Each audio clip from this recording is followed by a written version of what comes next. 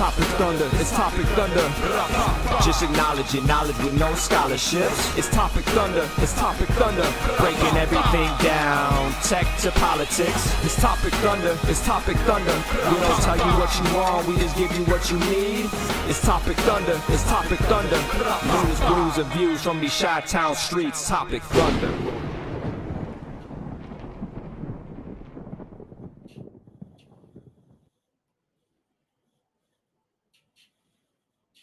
Hello. Ladies and gentlemen, welcome into the program. It's called Topic Thunder. My name is Brooks. That handsome man there with the hat is Ben. And if you're new, and wow, there's already some VIPs. There's already some really cool people in the world's most dangerous. Everlasting Wop Stopper. That's a new one. I think it's a new one. Is it like? I don't recall that name ever popping up before, but welcome. No, again, if you're watching, you are automatically entered. It's like the draft into the world's most dangerous chat zone. Yeah, that's the Thunderdome over there, creatively named, as all the segments on the show are. Yes. Copyright. We save the creativity for between the names of the segments. Yes, we may have a branding issue, but we do not have a content issue. No, we do not. So welcome into the program, ladies and gentlemen. We fashion ourselves as the Internet Saloon. So if you're new to the program, like maybe some of you are, Ben and I fashion ourselves as info-tenders. What we're going to do now is kind of introduce stories you may be familiar with, maybe some you haven't, hopefully familiar with the idea of sparking conversation. And that's all this should be. We don't want to get rude, we don't want to get crass, we want to have fun, but also kind of have an educated, enlightening conversation. So welcome back to the program. Really quick, ladies and gentlemen, a little bit of business, I guess you would say. If you're watching on Twitch, if you're watching on YouTube, if you're watching on Facebook, like that video. Just hit whatever button. And the share. Don't be afraid to hit the share button either. That too. That helps drive the program and might reach places untold. Like maybe people like Everlasting Wop Stopper will find us, or Thy Australian guy. Yeah, who's like that unknown favorite here. Bobby Suzuki. Suzuki jumps in every once in a while. So it's a fun place to be. It's a dangerous place to be. And with that, well, folks. Oh shoot, Ben. Uh-oh. Oh yeah, hang on 2 seconds. I'll be right back. Meanwhile, I'm drinking Toot and Totem hot chocolate because I was feeling like a hot chocolate. Hey, They're just in time. I was telling the people I'm drinking hot chocolate from Toot and Totem. That's my drink of choice. I don't know why. I decided right before the show, I was like, you know what? I'm going to Toot and Totem real quick. I want a hot chocolate. And so I'm going to really quick divert from... I'm the best. There he is, the Australian guy. He's declared himself the best viewer. Wow. Okay. That is, right. I was making a declaration. It is 100 degrees outside, legitimately. I'm showing it right now. I'm literally looking at the Google screen because I was like, I want to get an independent source. I was about to ask you, what temperature is it outside that you're drinking hot chocolate? And they got you at 89 degrees Fahrenheit. Ooh, it's hotter than that. Yeah, it's got to be legitimately 90. But maybe it's just no. Now that I click on it, says 93. Oh no, 89. Yeah, 89. It's a little bit cooler. Last week it was in the hundreds for sure. But yeah, it's whatever. And you were far enough away from Toot and Totem. Yes, I like that. You go ahead and steal that, Hayden. I like it. There it is. Right. The next Delta 8 idea when it comes to Lubbock. Again, not a content problem, a branding problem. We got ideas. And one of those ideas was to go back to a beer we featured on the show. I don't know, maybe once, maybe twice, maybe thrice. But it's a Chicago standard. It's a really good beer. And if you know me, in the summer, I like a nice crisp Pilsner. We do. We know that. We know that. So throwing back to our good friends at Maplewood Brewery, conveniently enough on Maplewood Avenue. And I think I was looking at it, I'm like, is that Logan Square or is that like Bucktown? It's in this weird spot. Like right between. Like Diversity and Western, if you remember your Chicago streets. Somewhat. It's been a long time, man. I barely remember my Lubbock streets. Okay, well, yeah, a wonderful independent brewery, been around a while, and folks, it's a good beer. I like it's a good, clean, classic can. I like that logo. It's cool. Yes, this. So their can game is it's not Ninja versus Unicorn, but it is not meant to be. It is a more regal beer. Few cans can. You can't compete. Why even try? No, exactly. Why even try?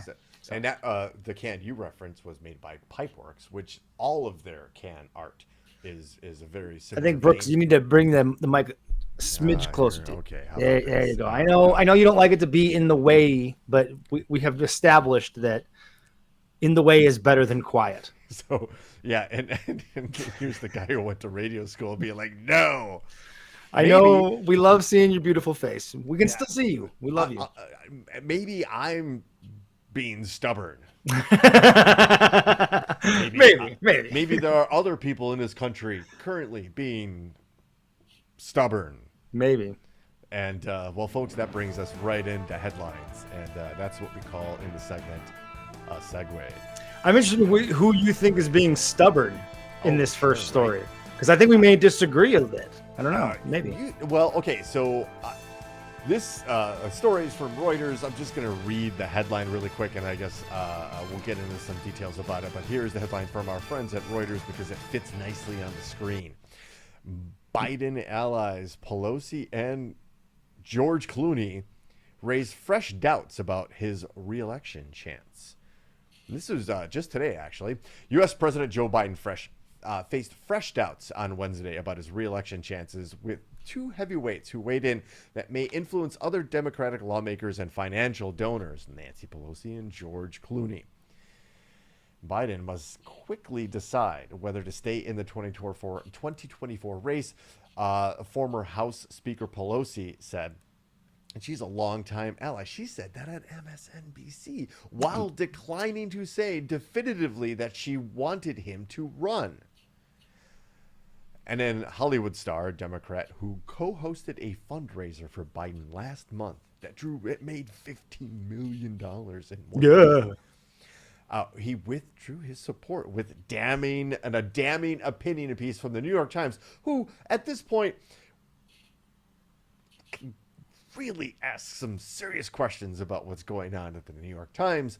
But an opinion piece by actor, sure, philanthropist, okay, tequila maker, yes, George Clooney, in the New York Times saying Biden was not the same man he was in 2020. Well, yes, right.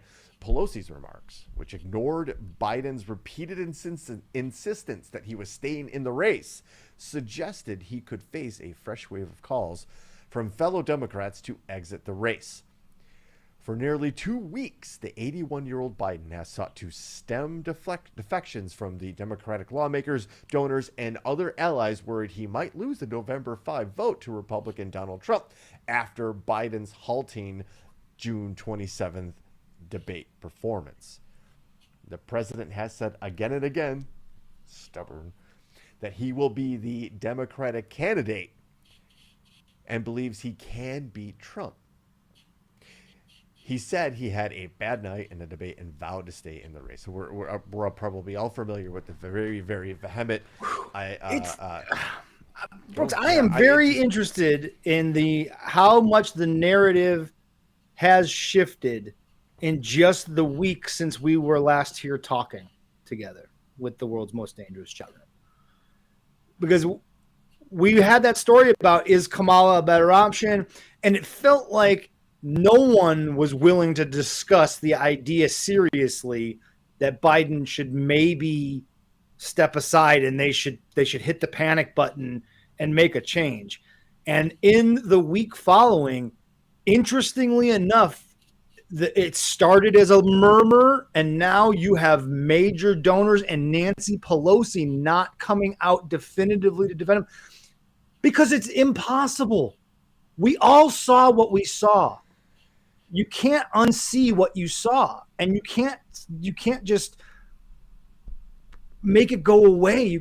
It was there. It's still with us. We're still all haunted by it, and we're all concerned with the idea that this dude can't beat Trump. People are going to sit out because he's such a bad candidate, and then we get Trump, and then the shit really hits the fan. And at this point, because of all of the information, ancillary stories that have come out, which I guess we can't totally rule out being an information campaign. However, you start when there's some smoke, you have to, look for the fire. Mm-hmm. And there have been a lot of people who have come out and said, and I'm not talking about George Clooney, but have come out and said, yeah, he's not the same dude. And they're saying he's not the same dude he was maybe even 6 years ago. And that who would expect him to be? Nobody should. Nobody should. We all have had grandparents or have been around 81-year-old people before, right? This is just what happens. It's not a damning. We're not saying Joe Biden is a piece of shit human being. He's not. He's clearly he's given all of the criticism about, say what you will, the dude has been a pretty stand-up guy, and at least you can go back through his history and you can find some things.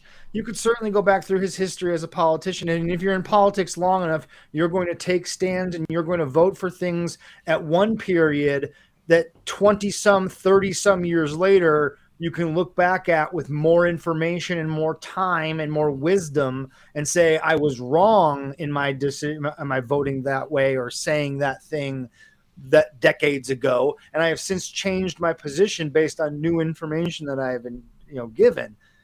So, but yes, overall, we're not saying he's a shitty guy. We're just saying, like, man, it is too important of an election to leave any glimmer of doubt. And I'm sorry, people have not just a glimmer of doubt, a large fire of doubt at this point. And it is only spreading like a wildfire will and gaining more and more momentum and becoming more and more of a rager. It seemed in the week after the debate, of course, there was criticism because nobody saw him.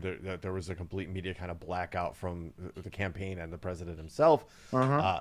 Then a week afterwards, he comes out strong, admittedly strong, the 4th of July. I don't know about that Stephanopoulos appearance. It was not bad, but weird. Yeah, you put him in front of an open mic, he is going to seem like an 81-year-old man who just spent 4 years being in the most stressful job on planet Earth. And I also want to add, in one of the most critical times of the country, given the pandemic was still raging, the amount of stress on that man is incredible. The fact that he is alive and able to stand up in front of people is incredible enough. Like, seriously, that says something about his level of health to be able to withstand being the president of the United States. Again, go back and look. Every president that you can think of, go back and if you Google it, before and after pictures. That first 4 years. They're all grayer. They all have more wrinkles. They all look much more aged in just 4 years' time. Joe Biden 4 years ago did not look like this, did not act like this, was way sharper than he is now. It is not surprising that 4 years later, after 4 years of the most stressful job on planet Earth, that his cognitive abilities are going to be much worse than they were 4 years ago. So let's not wait any longer at this point, because every day counts at this point. There's only 4 months till the election at this point. That is kind of where this conversation is gonna kind of go a little bit. I want to bring up 2 points. One is adjacent to this a little bit. A lot of criticism have been coming from never Trumpers. Mm-hmm. Especially online. A lot of them I follow. I Tom Nichols, I actually have quoted and had his tweets on this show. But an OG Never Trumper have been railing against Biden, and from get-go, like kicking up all of the dust. And there's dust to kick up at this point, right? And thank God the Democratic Party still has the ability to actually have this conversation. right? Right. And we're not slaves to one idea or the other. There's room here for this. We are having this conversation, Right. And if we're having this conversation is happening at in bars. This conversation is happening at restaurants, at the dinner table. This conversation now is happening everywhere. For everyone that identifies as Democratic or left-leaning, left center at this point, right? Everybody's having this conversation, and we should have this conversation, right? But all of these never Trumpers that are now, Biden's got to go. His cognitive decline. Look at this. We're sucking the wrinkled raisin-like penis of Ronald Reagan, who admittedly in the last 3 years of his second term was suffering clear signs of Alzheimer's disease, which ultimately killed him. Yeah. And his handlers made know about it. Uh-oh. I might be losing us here. Uh-oh. Yeah, your mic switched. Uh-oh. Things are happening. I start talking about Ronald Reagan and shit goes haywire. See, I'm with yeah. No, your mic switched. That's exactly what happened. But there we go. And we're back. Yeah, just the idea that the nerve and gall of now some of these political pundits who still love Reaganomics and look fondly upon those 8 years to be calling out and calling for the resignation, or basically stepping aside of a sitting president, the presumptive nominee, is appalling. Add that to the pile of hypocrisy that comes from those people. I mean, they are a walking, talking pile of hypocrisy, those people. It's all about, yes, you're absolutely right. Ryan Hansen brought up a really good point. I actually mentioned something here, too. He mentioned The Rock being a nominee. That's not what I wanted to bring up here.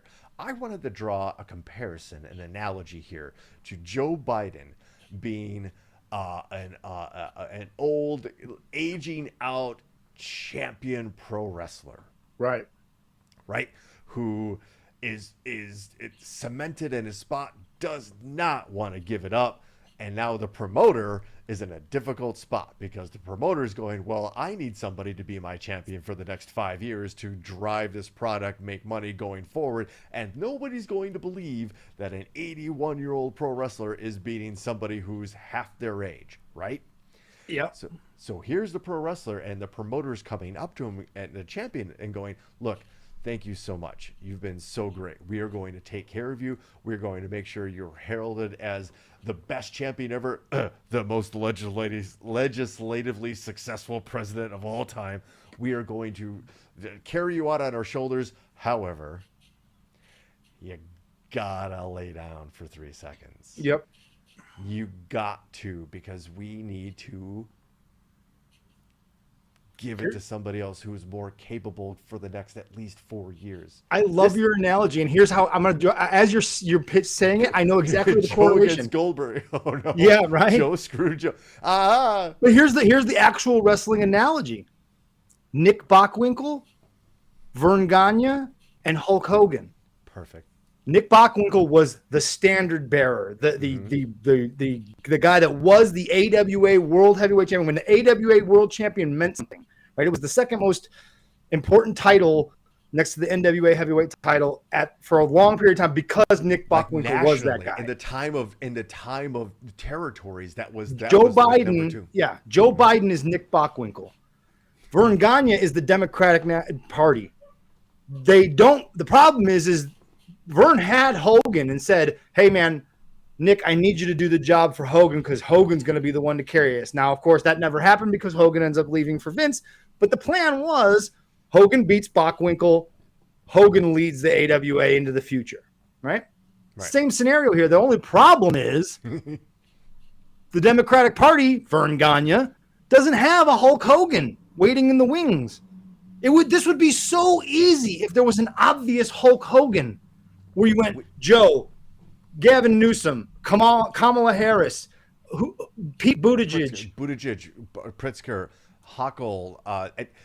It's actually an indictment on the Democratic Party that they. How do you not have a Hulk Hogan ready to have Bockwinkel put him over?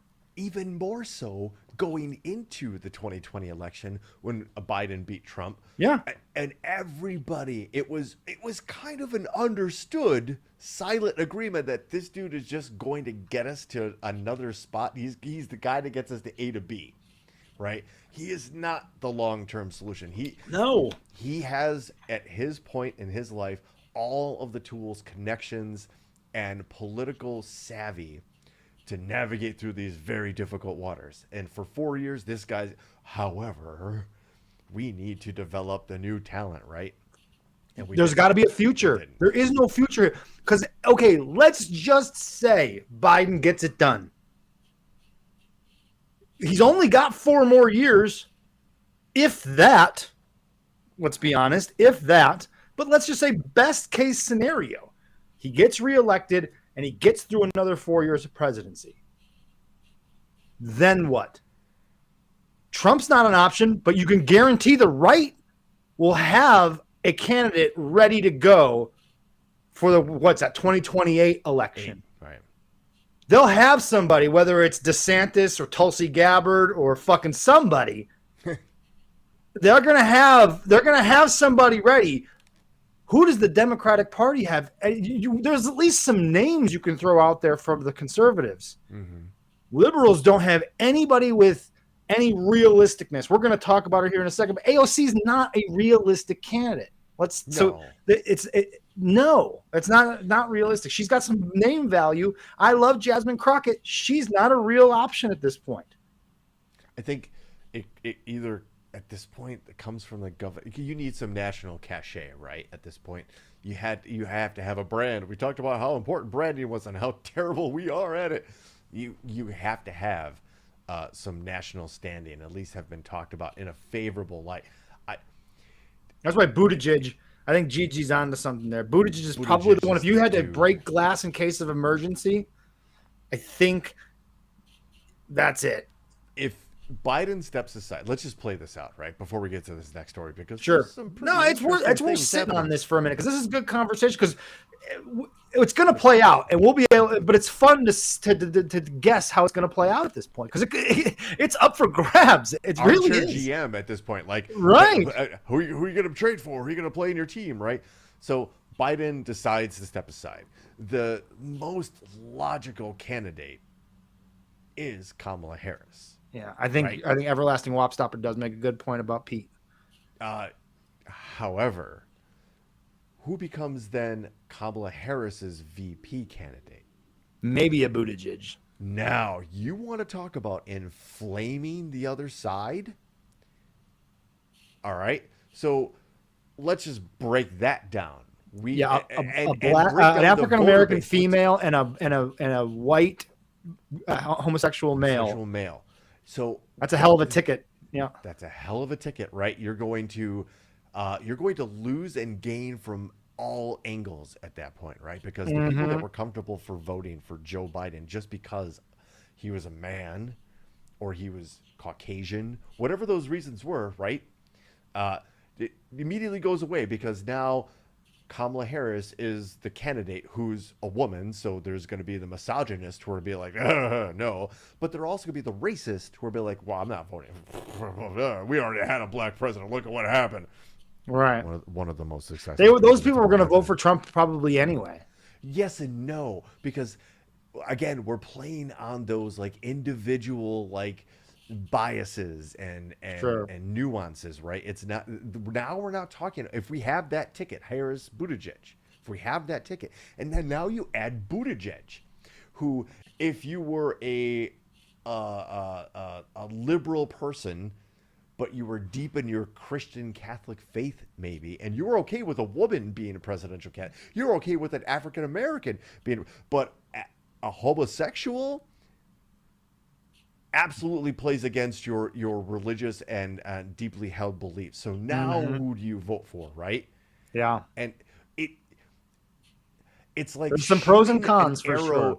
At a target that shatters, right? Because Biden was that one like singular guy, like brought everybody together. And again, we talk. Yeah, there's like Brian Hans said, well, who's the Obama? There is no Obama. I was going to mention that too, because that's what it's going to take to get Biden to step away. It is going to be a one-on-one conversation with Obama, because Obama would never publicly call for him to step down. Neither will Hillary. First, they're too politically savvy, right? They're the people who will support him up until that decision is made, while having personal one-on-one conversations with Biden, saying, "Look, this is not going to go the way we need it to go, right? We have to think the future, we have to think long term and short term, right? Read the tea leaves.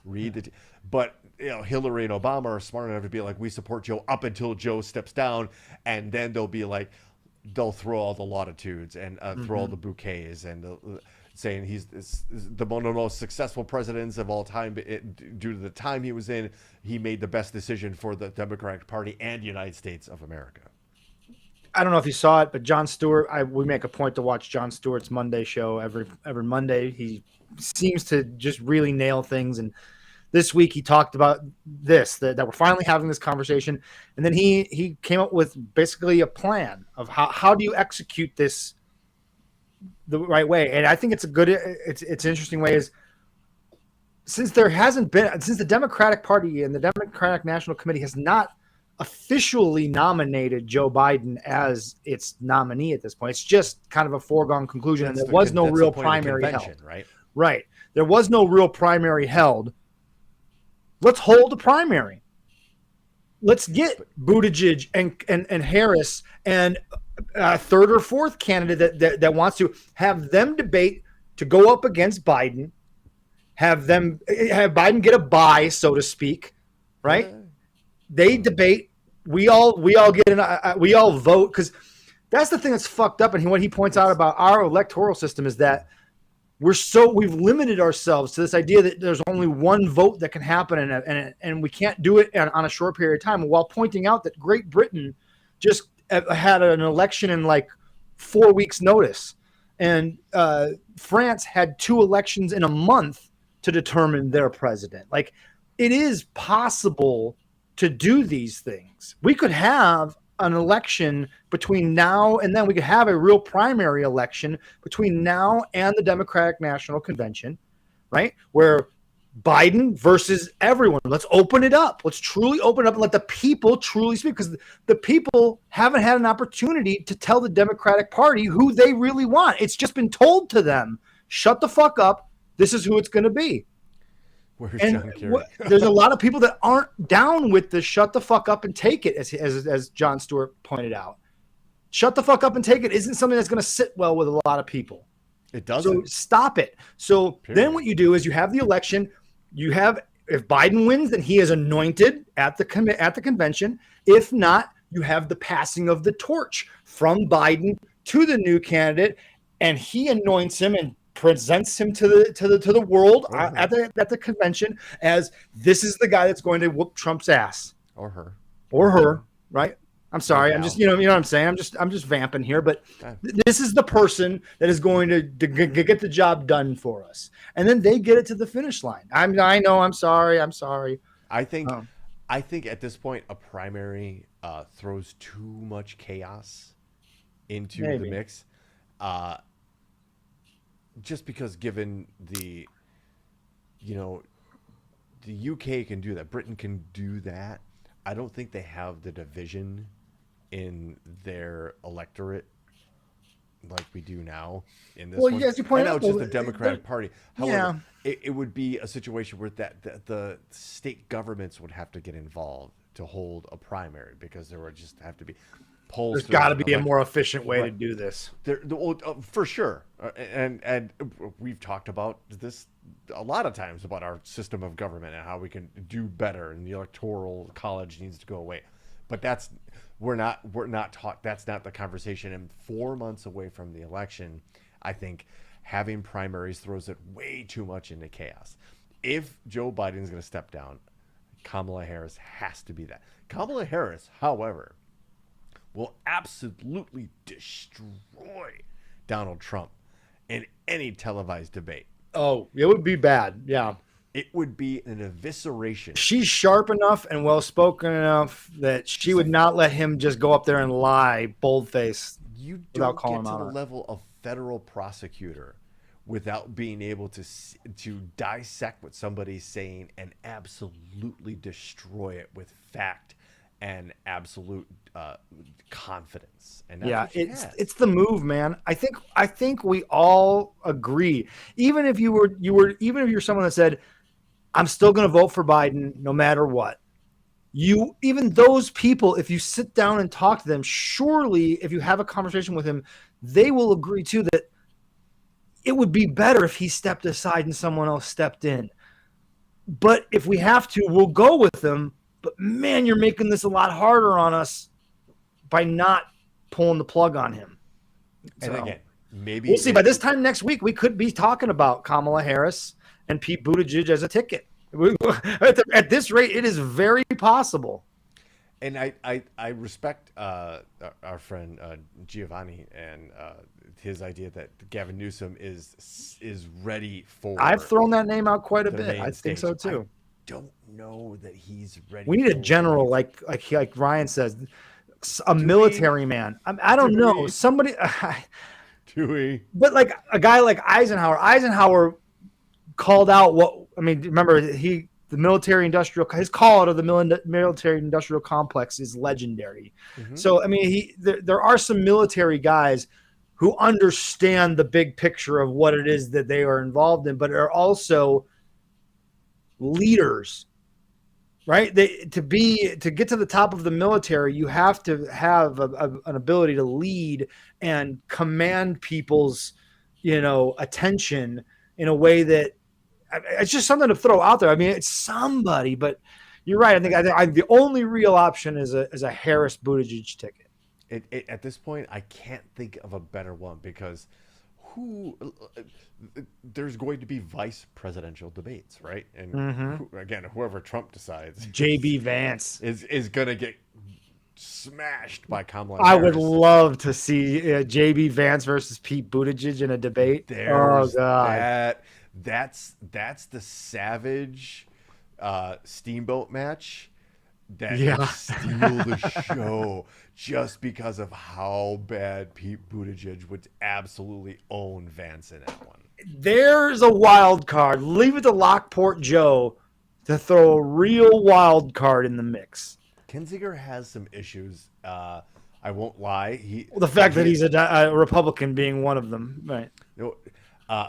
But he's solid. Like, I think he's lining himself up to be the next generation GOP candidate, and that's I think why he took that job. Like, I think he's CNN. I think he's working for. I think that's why he literally stepped down from his position as a representative for Illinois. To take that, I think he just didn't reelect. I'm not sure what it was. So he wants to be the non-Trump, non-MAGA Republican candidate. Right. I think that's where Kinzinger is kind of setting. I don't think his policies and stances on things don't necessarily align with the Democratic ticket and would be an alienating force, I honestly think, in a lot of ways in that regard. I've been following that dude on Twitter for years now and have a mad amount of respect for the guy. As somebody that I don't necessarily agree with all that man's opinion, but I respect the way that he goes about his business. I legit think he's setting himself up as a national candidate for office. Wouldn't it be something if it was Kinzinger, Pritzker, 2028, event against each other, 2028, the Battle of Illinois. It all comes down to this, America. Mm-hmm. You're going to get somebody from Illinois and like it. And Chicago violence comes down every one of your streets. Even the Republicans are. They love guns more than Democrats. Exactly, Joe. He's an actual Republican, and the model that folks our age know as a Republican or a GOP. Kids these days, the ones that have come up in the last 12 years, right? They don't know MAGA Republicans. They don't know that conservative, considerate conservatism, or whatever, a compassionate conservatism, as George W. Bush called it. They don't know that one, even as that's pretty evil too. Yeah, they know this is the political arena they are entering as early age voters. Think about that. I know, it's crazy. Think about what it was like when it was George W. Bush debating Bill Clinton, right? Ugh. Everything seemed what we thought was normal. And it did. It seemed normal. Nothing got out of hand. There was nothing too crazy. But now you look at things and it's a completely different landscape. It's a completely different environment. And it's hostile on both sides to the person who just kind of wants to get information. John Fetterman's an interesting one. John Fetterman is interesting because it would be cool to have somebody who dresses in sweatpants and sweatshirts be the president of the United States. But at the same time, I think we've also mentioned this, like he's doing like a weird Tulsi Gabbard heel turn. That is, he's He campaigned something. way There's something left. about him I think is ungenuine about his liberalness. He has become a little more center left than he campaigned as like a strong left, right? And I think that I think I don't like him. I think he's been very strong pro-Israel, very strong pro-Israel, and that has turned me off a bit to him too. And fair enough. There are other things going on. Yes, and it is important that we talk about this because finally it's like AOC has been listening to Topic Thunder, because we have been trying to tell people about the nonsense that has been going on with the obvious bribery of Supreme Court justices, particularly Clarence Thomas and Samuel Alito. And finally, someone is going to do something about it. Finally, we're going to actually have them maybe called to task and have to testify and put it on the record what the fuck they've been up to. Representative Alexandria Ocasio-Cortez and a group of House progressives on Wednesday introduced articles of impeachment against conservative Supreme Court Justices Clarence Thomas and Samuel Alito. This is from our good friends at Axios. Why it matters. It's a long shot element of a broader legislative push by House Democrats to rein into court after a spat of decisions in June that incensed liberals and just about any clear thinking and logical human being. Correct. Driving the news.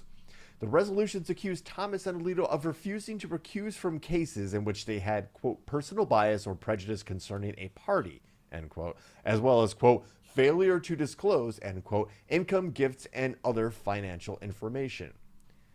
Among the bullet points, articles targeting Thomas to include a third charge, refusal to recuse for matters involving his spouse's financial interest in cases before the court.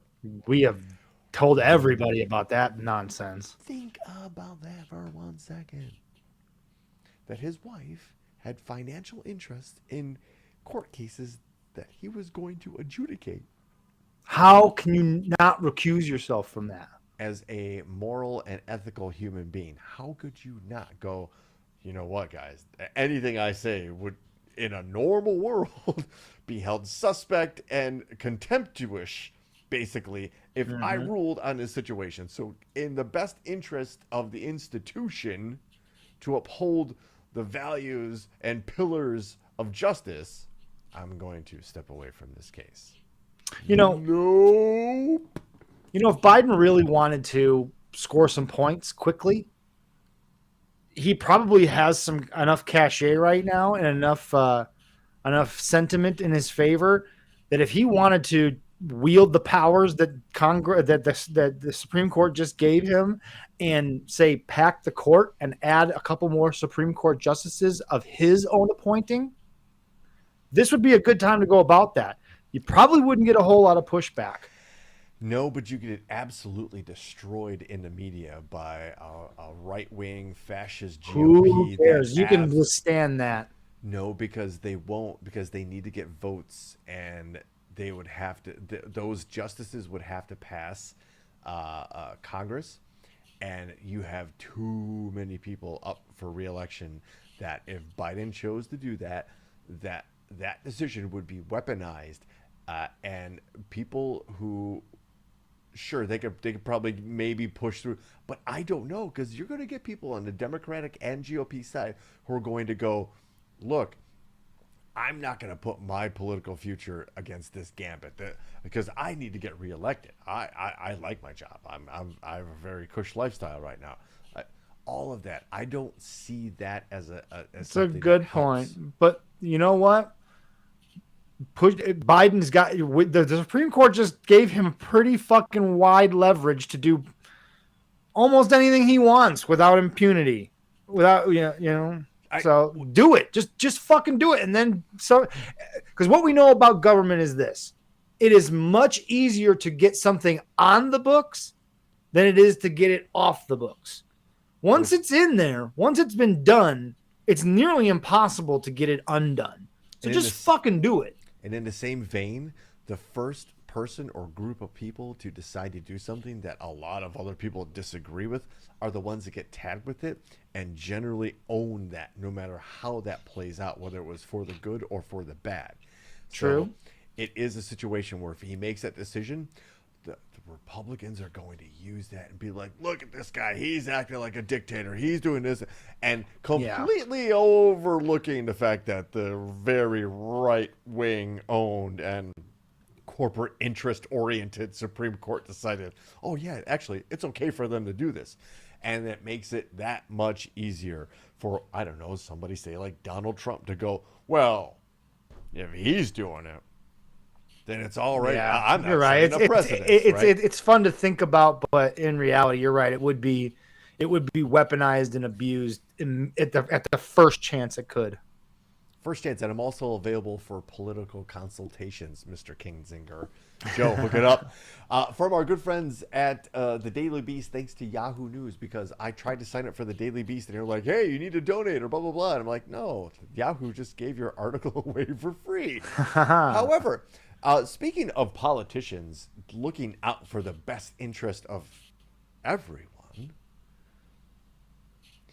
two Democratic senators have asked the Department of Justice to declare a special counsel to look into Clarence Thomas, Supreme Court Justice, who, if you haven't been paying attention, for at least the last year, has been incrementally disclosing more and more details of his very, very close and oddly influential relationship with a billionaire donor named Harlan Crow. This was just released today from the Daily Beast. This is just today. But I want to say that Sheldon Whitehouse, who we've had actually on the show. Love Sheldon Whitehouse. There's my guy. There's a guy I would love to see run for president.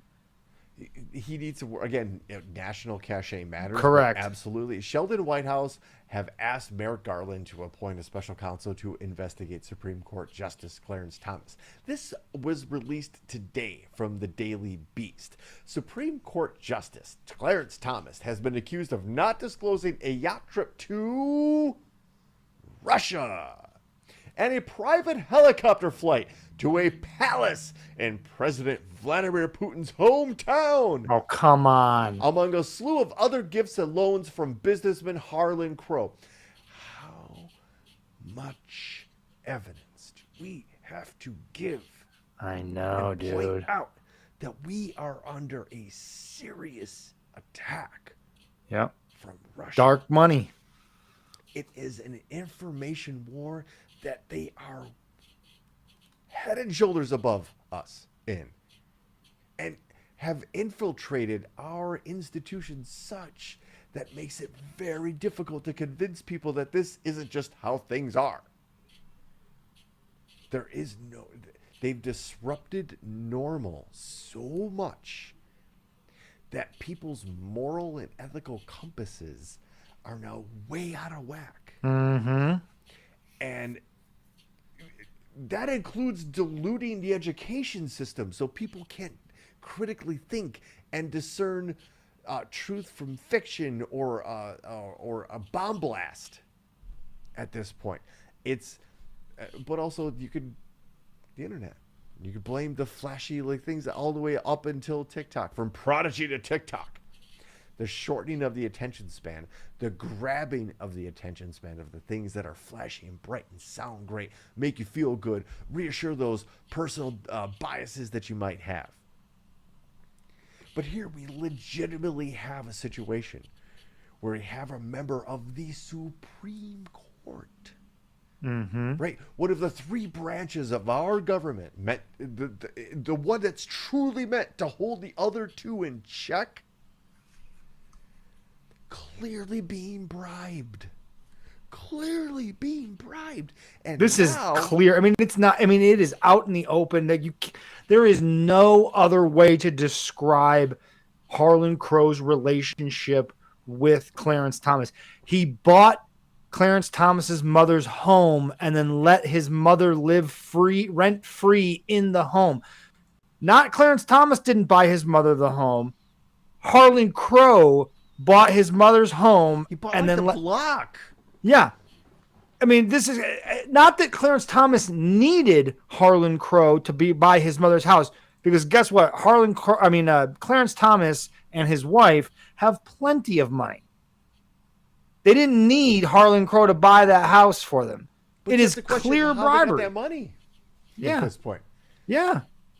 It's gross. Ginny Thomas doesn't have money. Look at this list. It's sick. It just keeps going. It starts in 2003 with a yacht trip to Russia. Here, let me see if I can. Why do you have to visit Vladimir Putin's hometown? What if you're going to go and visit Russia? Of all of the places to visit in Russia, St. Petersburg. That's a lot. Look at all that. 1, 2, 3, 4, 5, 6, 7, 8, 9, 10, 11, 12, 13, 14, 15, 16, 18, 19, 20, 21, 22, 23 different things that they can say are undisclosed gifts and income from Harlan Crow and affiliated companies. That's fucking gross, dude. And I don't say this as a Democrat. I don't bring this up as any political affiliation, honestly. I just bring this up as guys, holy shit. Look at this. Oh, wait, it doesn't end there. Happening. Hold on, dude, because it doesn't end there, because check this shit out. This is a list of likely undisclosed gifts and income from other donors, including Miami Dolphins owner Wayne Huizenga back in 2003 and 2004. I mean, tickets to the Nebraska football and volleyball games in 2019. Wayne Huizenga, who allegedly, we want to say allegedly, whatever deity rest his soul, heavily connected with the mob because he was in the trash removal business. Mm-hmm. Let's he's seen Sopranos? Laces out, Wayne. Laces out, Wayne. So yeah, it's gross, and finally, people like Sheldon Whitehouse and AOC are doing at least what they can, even though it is surely screaming into a void, and nothing will actually come of it. But on the record now, in the news, these clippings and these things exist on the record for the future. And in the halls of Congress, this is you can't get rid of this. Right. And their names are attached to it. And there is something to be said for being on the right side of history here. Yes, sir. Right? There absolutely is. So Republican or Democrat, wherever you look, what's obvious is obvious. And that man, Clarence Thomas, is bought and paid for. It's obvious. It's gross, and it undermines people's confidence in the Supreme Court and the legitimacy of the Supreme Court. It cannot continue. And who exactly are they? They all supporting? Well, of course, Donald Trump, right? Mm-hmm. This story, I'm going to warn people. I'm not going to get into any really gory things, but in a court case, incendiary claims about the former president. And this was from this past Monday. Again, That mug. some of this may be difficult to hear. Graphic details of Donald Trump's alleged sexual proclivities have emerged in a latest round of court documents containing the details of late pedophile Jeffrey Epstein's associates. The new documents contain incendiary claims about the former president, including accusations that he had sexual relations with, quote, many girls, end quote, made by one of Epstein's alleged victims, Sarah Ransom. Mr. Trump's name has appeared in a handful of times previously in the documents, and while not accusing him of wrongdoing, appears to illustrate a good relationship he had with the disgraced financier. In newly unsealed documents, Ms. Ransom testified that her unnamed friend was, quote, one of many girls that had sexual relations with Donald Trump, end quote, including at Epstein's New York townhouse. Quote, she confided in me about her casual friendship with Donald. Mr. Trump definitely seemed to have a thing for her, and she told me how he kept going on about how he liked her, quote, pert nipples, she testified. Gross. It just sounds gross She when then you can imagine him described- saying it. Like, it's just like, ugh. It gets so much worse. She then described in graphic detail how Mr. Trump allegedly caused pain to the victim's nipples, and claimed that she saw the resulting injury firsthand. I also know, this is a quote, I also know she had sexual relations with Trump at Jeffrey's NY mansion on a regular occasion, as I once met Jen for coffee just before she was going to meet Trump and Epstein together at his mansion. Monday's unsealed extracts were included in a letter sent by attorneys representing Alan Dershowitz, seeking to undermine Ms. Ransom's credibility. Ms. Ransom said that she had seen sex tapes involving prominent figures, including Prince Andrew and UK billionaire Richard Branson. Mr. Trump was not alleged to have been involved in any of the sex tapes. In the New Yorker, an article released in 2019, Ms. Ransom said, it just jumped on me. She had invented the tapes to draw attention to Epstein's behavior and to make him believe that she had evidence. So there is a little bit of unbelievability, I guess, now in the defendant. Mm-hmm. However, I will just advise everybody to, if you're really interested in this case and seeing some of the horrific things that Trump has been alleged to do to some of these girls, to seek out this story on your own, but be prepared, understand that it is some tough reading, especially the way he's been described to have basically sexually abused some of these clearly underage women. And, I don't know, appeared on Jeffrey Epstein's flight list 76 times and was leaving Jeffrey Epstein voicemails. No. We don't care about the fact that Trump was on that list. We don't, everyone else, all the Democrats, those are the names we want to know about. We don't want to know about the Republican names. We don't want to know about the MAGA names, just the Democrat names. Well, speaking of MAGA, and speaking of the coming torrent, I guess you'd want to call it, have you heard about Project 25, anybody? 2025, it's because that is another thing that has really started to get some momentum in the last week or so. Is that first?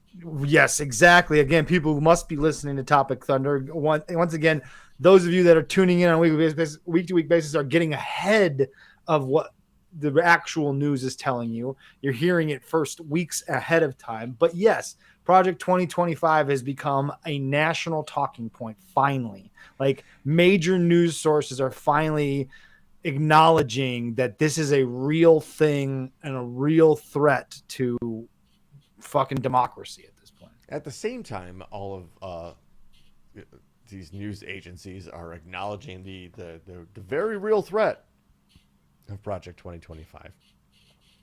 Donald J. Trump, quote, I know nothing about Project 2025. Of course, come on. I have no idea who is behind it. Ladies and gentlemen, this next clip.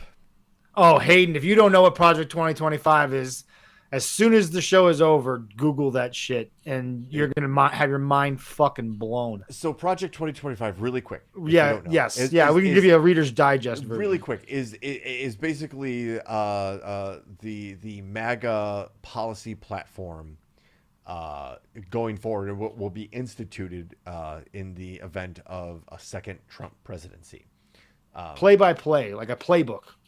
It is horrific. It is draconian. Evangelical Christian ideologies throughout. It is basically Sharia law here in the United States. Correct. And it is Judo-Christian fascist nationalism. All right. Gotcha. Well, if you're not familiar with Project 2025 or the people behind it, this is a project leader, Kevin Roberts, who legitimately says in this video that Donald Trump gets full credit for creating Project 2025, even though the former president says he knows nothing about it because he can't has stop no lying. idea who's behind it. What is the point? What is the point in lying? That's why he is such a pathological liar, is that he lies about things there's no reason to lie about. And it's very provable that you're lying. Right. Why do it? Like, he can't help himself. You say something to him and his immediate defense is to say, no, that didn't happen. Like a mobster. It's incredible. But let's listen to this jackass and see what he has to say. We've been working with all of them on one project since soon after Joe Biden took the oath of office, before any conservative presidential candidates had even entered the race. As my friend and colleague Paul Dans before talked about briefly, our Project 2025 has developed a comprehensive policy agenda, but even more importantly, recruiting people, 20,000 people to go into the next administration, hopefully to help take back this country for you and for your audiences.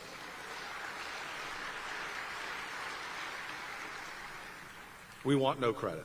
We want the American people, if President Trump is elected again, President Trump and his administration, to take credit for that. But it will also be a great sign, if all of this is successful, that in fact, as we know in our prayer time, but maybe not every time when we're watching the news, that the Lord is still smiling upon America. We've been working with all of... Gross. What Lord? Yeah.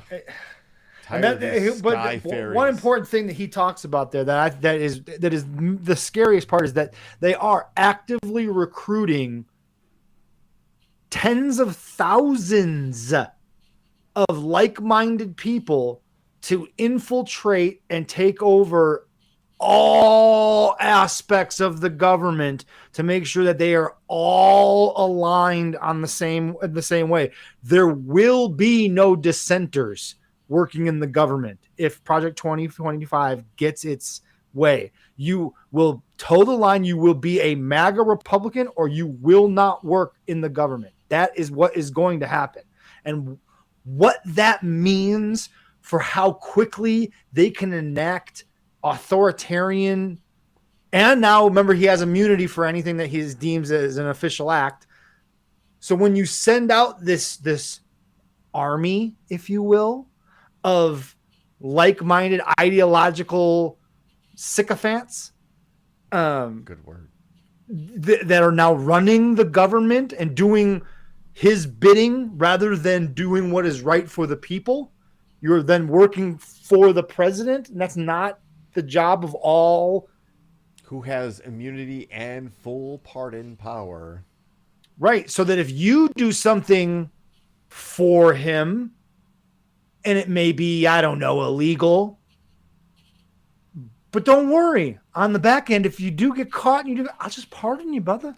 But don't worry this about has it. I got nothing you. to do with the infiltration of law enforcement by fascist Christian nationalist organizations, or like your the local Proud Boys, PTA, or your local teachers. Nothing to do with none that. of that. No. Brown shirt Nazis, absolutely. Yep. Brown shirt Stasi guards are going to be coming out, knocking on your door, and they're going to take over the IRS, and they're going to dismantle the IRS.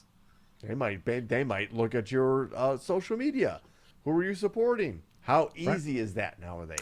Well, yeah, and if you're a government employee, it's going to be, What are you posting on social media? And if you are not a MAGA Republican, if you are not towing the line, you will not work in the government. You will be fired immediately. We might find ourselves, as popular as this podcast is, Ben, we might find ourselves in a situation where very realistic, where it's just shut off. Our IP addresses are now cut off from the internet suddenly. However, Ben, there is hope. There is? This is not the lightning round, although the lightning round's coming up. Trust. Gay furry hackers claim credit for hacking Heritage Foundation files over Project 2025. I can't. I have to sign up, or it's blocking. But we'll still go. We don't have the headline, but the story's still worth it. It's just a sign up. It's not like a cost or anything like that. Yeah. But a collective known as Gay Furry Hackers, they've hacked the Heritage Foundation, which is largely responsible for the Project 2025 playbook. So, just letting you know that the allies are there. And, Ben, not to make this a Star Wars thing, but I'm going to make it a Star Wars thing. You never know where your allies are going to come from. And just ask the shuttle crew that landed on the forest moon of Endor. Who were there to destroy the shield surrounding the Death Star 2 and ran into some Imperial trouble. Lo and behold, found surprising allies in the Ewoks. I was gonna say I didn't want to step on. I didn't want to step out of line because I'm not that into Star Wars, but I thought that's where you were going, but I wasn't sure, so I held off. Little fuzzy bears that fucked up the Empire. Yeah. So you never know where these allies are going to come from, but rest assured, they are there. I was going to give a palate cleanse right now, but I also, this palate cleanse is super cool because I trust in the youth of America, especially if the youth of America is respecting the military traditions of a long gone empire. All right, let's see. Ladies and gentlemen, this is an elementary school practicing the Roman testudo formation. Second rank interlock. Third rank interlock. Fourth rank interlock. Fifth rank interlock. Advance! Advance! Advance! Advance!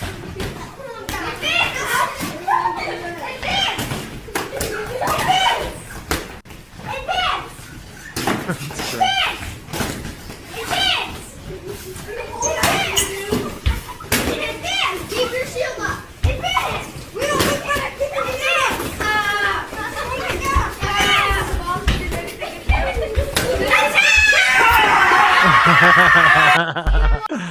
Oh, that's fucking great. And literally, if you wonder how Rome conquered, legitimately, that's how they dealt with infantry dealing with like arrows and shit being flown at them. They got through it. They got through your line. Ben, I really wanted to bring this story to your attention because this is something way up your alley. And this is from our friends at France24.com.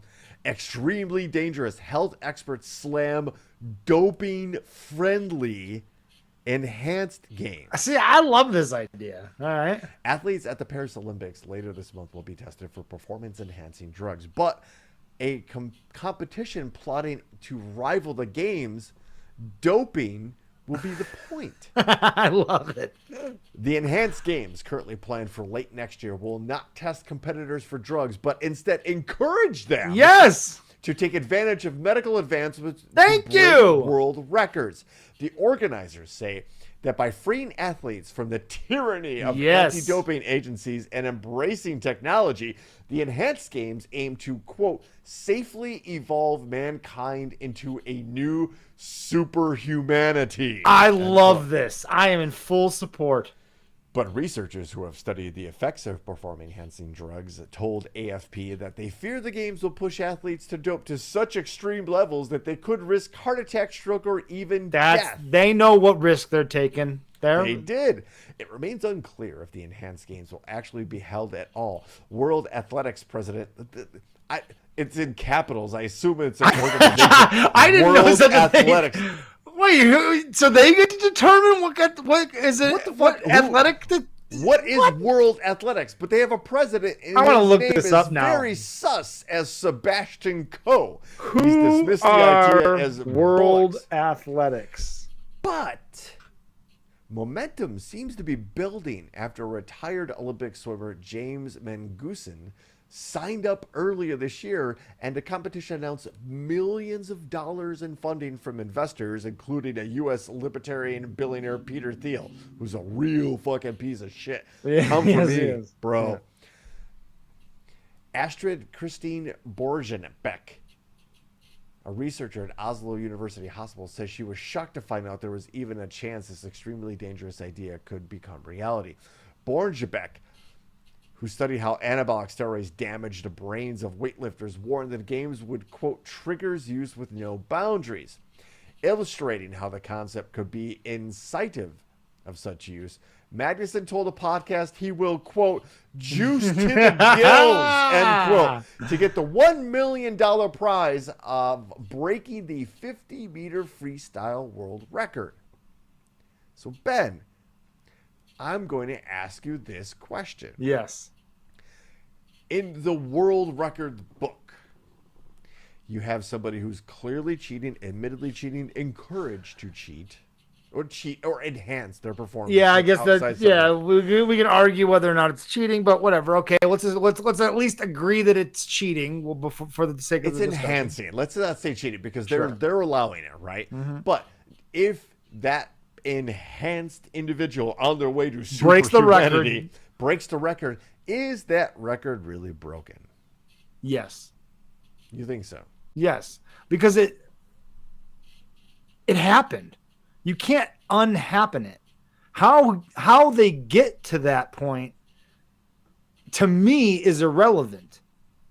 It again, I view it as using science and using the advances in athletic training and science. I don't view that as cheating. I view that as doing what it takes to put your body in the most prime position to be as athletically prime as it can be at the moment of competition. Because steroids aren't necessarily for the moment of the competition. Like, a lot of it is for recovery. It allows you to continue to train every day without your muscles tiring and getting fatigued. You can keep going. Like, that's why, like, baseball players, Barry Bonds, right? Barry Bonds didn't take it to help him hit home runs. He took it so that his body would stay healthy. Well, And- I mean, he did also take like a fucking weightlifter's amount of steroids to gain an incredible amount of muscle mass. I was going to True. mention that because there is a difference here in that. The whole baseball steroid usage, which everybody knows that those dudes were on something, but all of those dudes are saying, no, we weren't. No, we weren't. So there's that argument there, whether Sure. you believe them or not. This right? is guys, There's they're an saying organization like they're being like, yeah, I did. Yes, and I think different in there's a that little bit regard. of fear mongering going on in that just because you're doing it doesn't mean you're going to abuse it, right? You can take those things under the care of a doctor's supervision healthily and have your levels checked to such a precise level that it really isn't hurting you ultimately. It could be done in a way that isn't harmful and is helpful. Like, there are TRT replacement therapies all over the place now, right? Like, we know there are benefits to it. I think things like this is what we need to get past the stigma of performance enhancing drugs. The argument I have always had is the sports and competition, people have always been looking for a chemical edge, no matter whether it was caffeine, methamphetamines, greenies, whatever the case may be. Coffee. There was a time when drinking coffee before a competition they thought that was performance enhancing. Well, not everybody drinks coffee. So is it if it does, if that extra caffeine gives you that extra burst that makes you just that much faster than the person next to you, was the caffeine illegal? Was that performance enhancing? We don't associate caffeine with performance enhancing, but we've drawn a line at a weird place, and it's all off of a stigma from the early 80s when disinformation and misinformation about drugs was rampant, coming from the government and anyone associated, the stigma of steroids, because Lyle Alzado was the face of steroids. You know what I mean? They used him as an example of this is what will happen to you, but he was abusing. Not everyone is going to abuse them.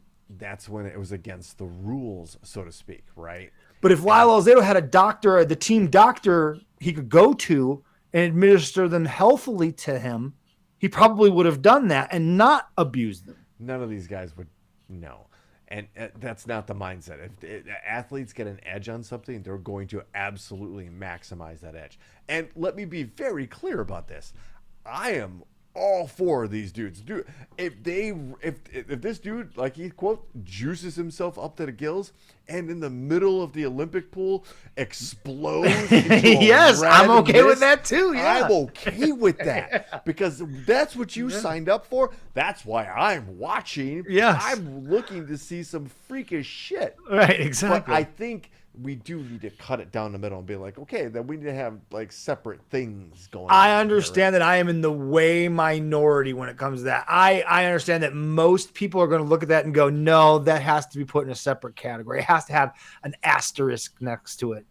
I get that. And I can't really totally argue it other than just me going, no, I'm digging my heels in because I want to be right. But I understand wanting to if tomorrow Barry Bonds, Mark McGwire, Sammy Sosa all step up and be like, look, we did a ton of fucking steroids. We're all for putting asterisks next to our names. Okay, cool. Like you just said, all right, I was doing something against the rules here. However, I did it. It's in the books. You saw me hit those things. There are things that steroids didn't help me do, hit that ball, but there was something extra there that other guys weren't doing. I'm okay with that. Just admit it. I just want to know. I just want to know, and I can make my own decision past that. Yes. Speaking of drugs that might be good for you. I know we're running along here. Right. Ben, a new study has shown that psilocybin leads to a profound shift in brain connectivity patterns. Yo.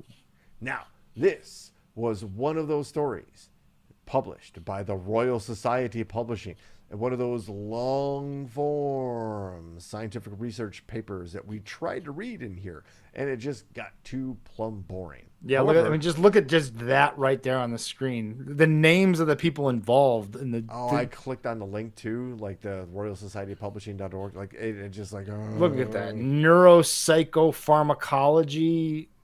Computational cognitive clinical neuroimaging laboratory. I mean, these people are way, way smarter than all of us. So thankfully, a gentleman, a medical doctor named Nicholas Fabiano has kind of broken this down for us. Again, the use of psilocybin and brain connectivity patterns. These findings are from a study in the Royal Society of Publishing, which analyzed the characteristics of functional brain networks using functional MRI after intravenous infusion of psilocybin. Yeah, I know, right? Whoa. No waiting period. You are. Whoa. You are. I didn't know intravenous infusion of psilocybin was a thing, but you have my attention. Right? And immediately, you go from elevator, you open in reality, and you're immediately facing God. Yes. That is Talk about a heroic dose. Second tweet is what you showed us. Networks as efficient representations of complex systems have appealed to scientists for a long time and now permeate many areas of science, including neuroimaging.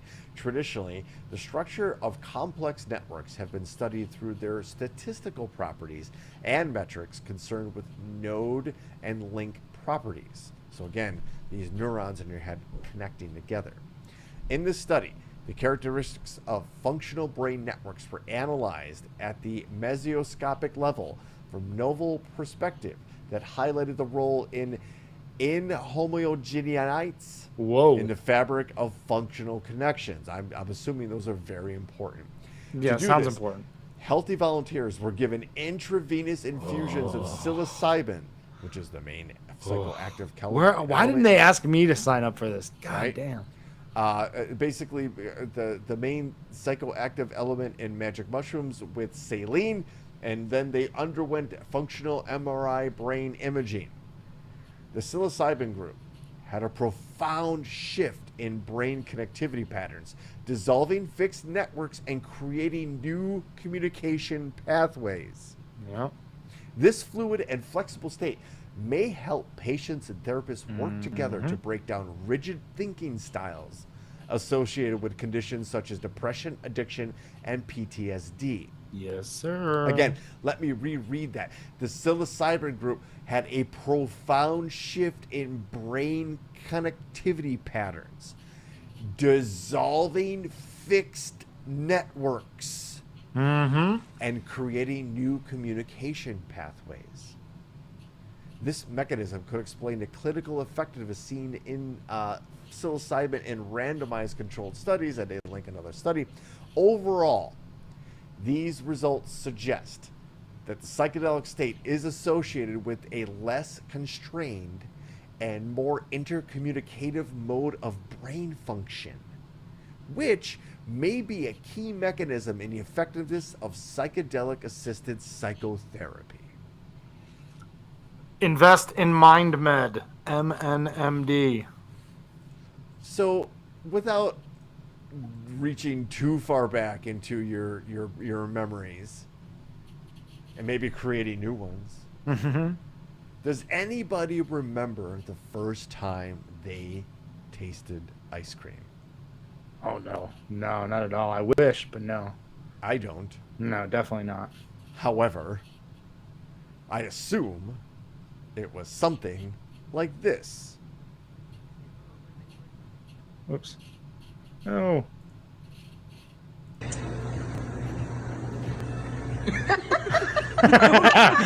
Put it in my face. Give me that. Little death grip. No, put it in my face. I don't care if it freezes my fingers off. Look at that. The eyes, like the first, like, Oh, shit. Yeah. hell yeah. Shove that shit in my face. Go, baby, go. That 1,000% what I it's so assume my great. reaction was to the first taste of ice cream, probably from the Tasty Freeze at 58th and Pulaski in Chicago. Hey! With that, ladies and gentlemen, before we get to... Oh, shit. No, let's do it. Let's do it. We're in the lightning round. We'll explain in a minute. We have a listener submission. We do? We do, remember? Yes, we do actually. For the research team rarely accepts listener submissions. However, they have at this one because it's so good. What are we talking about? We're talking about the lightning round. If you're not familiar with the lightning round, ladies and gentlemen, it's my dad's favorite segment, by the way. We introduce 3 stories into the world's most dangerous chat zone, the lightning bolt zone, already in the Thunderdome, and you, the people, vote on it. It's the ultimate exercise of democracy. And again, listener suggestions taken here, ladies and gentlemen. So, without any further dilly or dally, and I love the lightning bolts up there. And yes, with the Shaka Bra, it's my new thing. And Gigi doesn't get the Shaka Bra. And I'm going to show her, like, eventually I'm going to, like, all right, anyway. Headline. Not to tell you more about our personal lives. No, she just writes no in capital letters. Shaka Bra, baby. Headline number 1. Warning. A little tequila up the butt will get you arrested. Headline number 2. Man in China smuggles 100 live snakes in his trouser. 101 maybe, huh? And headline number 3, shocker. Man masturbates on woman's leg at Dollar Tree store in Philadelphia. We'll let you guess what's the listener submission, but also get those votes in. Get those votes in. Folks, I'm ready to contabulate all your votes. And while you're doing that, don't forget, you're making that very important decision, not only about who's going to be president of the United States in 2024 and beyond, but also, should I click that like button? The answer is yes. Should you click that share button? The answer is a resounding, absolutely 1,000%. It just helps grow the brand, which we're terrible at. But it also kind of shares this experience. And the more people we can have, the bigger conversation we can have, maybe, just maybe, the closer we can get to kind of like resolving some of these odd conflicts that plague humanity. So yes, that's how important I think Topic Thunder is. There is, this is as even amount of vote spread across votes that there is no clear decisive winner so far. We have 2 votes for number 2, 2 votes for number 1, and 2 votes for number 3. Here we have alternate headlines from our boy Ryan Hansen: butt chugging not allowed, snake swallower, and Florida man doggy humps lady leg. And it's not even Florida man; it's Philadelphia. Philadelphia man, right? It's a different breed out there in Philly. Now the votes are starting to pour in now. Ma Jordan, votes are starting to pour Aunt in. Chris, Adrian, all voting for number 3. That seems to now have jumped out to a lead. It has by 2 votes. The Australian guy. Where's our other new person? What was the name? What was the name of our new guest? I'm trying to figure out who that was too. Everlasting Wopstopper. Yeah, are they out there? No, they were there for the gay furries, but then I think we lost them here a little bit. There's the other VIP chiming in. All right, we're starting to see a bit of a pattern. I think it's run away. Look, so let's give folks maybe a chance. Maybe they're like, oh my god, I don't know what. One more read through. We'll do them. We'll have to do them that justice. Yeah. Maybe someone out there is still on the fence, like, I don't know. Let's give it to them. Headline number 1: warning: a little tequila up the butt will get you arrested. Headline number 2: man in China caught smuggling 100 live snakes in his trousers. It's amazing. And headline number 3: man masturbates on woman's leg at Dollar Tree store in Philadelphia. Dollar Tree's a wild place. It is a little bit, well, you know. It's wild. They have one employee and just things in the aisle everywhere. Everlasting Wopstopper is here, and says number 3, obviously. I think that seals the deal. Right there. I can't see this. I can't see any other nominee getting this many votes. Wait, is that something we talked about earlier? The winner, ladies and gentlemen, is headline number 3. I'm going to read it to you, but we also have some pretty interesting video. Oh, yes, there is video, Dad Evan Brooks. Yes, there is. Let me set this up for you. In a disgusting act in the United States, a man masturbated on a woman's leg at a Dollar Tree store in Philadelphia.